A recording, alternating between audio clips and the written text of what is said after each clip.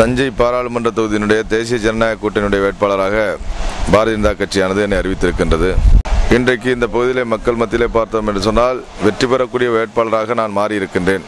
ஏனென்று சொன்னால் மக்கள் ஒட்டுமொத்தமாக தஞ்சை பாராளுமன்ற தொகுதியில் இருக்கக்கூடிய மக்கள் 74% பேர் நரேந்திர மோடி பிரதமராக வேண்டும் என்று ஆதரவு தெரிவித்திருக்கின்றார்கள். நான் வெற்றி பெற்றதற்கு பின்னர் பார்த்தோம் என்று சொன்னால் இந்த தஞ்சை நகரை ஒரு முன்மாதிரி நகரமாக உருவாக்கி நரேந்திர மோடி அவர்கள் அறிவித்திருக்கக்கூடிய 100 சாட்டலைட் சிட்டிகளில் ஒன்றாக கொண்டு வருவேன் என்ற உறுதியை மக்களுக்கு அளித்திருக்கின்றேன். அதற்கான முயற்சியை எடுத்து கொண்டு வருவேன். அப்படி கொண்டு வருகின்ற பொழுது இந்த பகுதியில் இருக்கக்கூடிய இளைஞர்களுக்கு மிகப்பெரிய அளவில் வேலைவாய்ப்பு உருவாவதற்கான வாய்ப்புகள் கிடைத்திருக்கின்றது. இந்த பகுதியில் இருக்கக்கூடிய மக்கள் தங்களுடைய குழந்தைகள் எல்லாம் மிகப்பெரிய கல்வி அறிவை பெறக்கூடிய வகையில் மிக உயர்ந்த கல்வி நிறுவனங்களை கொண்டு வந்து இங்கே கல்வி வளர்ச்சியை பெருக்குவதற்கான முயற்சியிலே நான் ஈடுபடுவேன். மின்சார தட்டுப்பாடு இல்லாத பகுதியாக தஞ்சை மட்டுமல்ல தமிழகத்தையே மாற்றக்கூடிய வகையிலே நாங்கள் மரியாதைக்குரிய அடுத்த பிரதமர் நரேந்திர மோடி அவர்களிடம் பேசி குஜராத் மாநிலத்திலிருந்து உடனடியாக ஆட்சி மாற்றம் ஏற்பட்ட உடனடியாக மின்சாரத்தை பற்றி இந்த இருட்டிலே மக்கள் வசிக்கக்கூடிய நிலையை போக்குவேன். நரேந்திர மோடி அவர்கள் நேற்றைக்கு தேர்தல் அறிக்கையிலே கொடுத்திருக்கக்கூடிய பாரதிய ஜனதா கட்சி கொடுத்திருக்கக்கூடிய பெண்களுக்கு சம பகிர்வு அளிக்கப்படும் என்று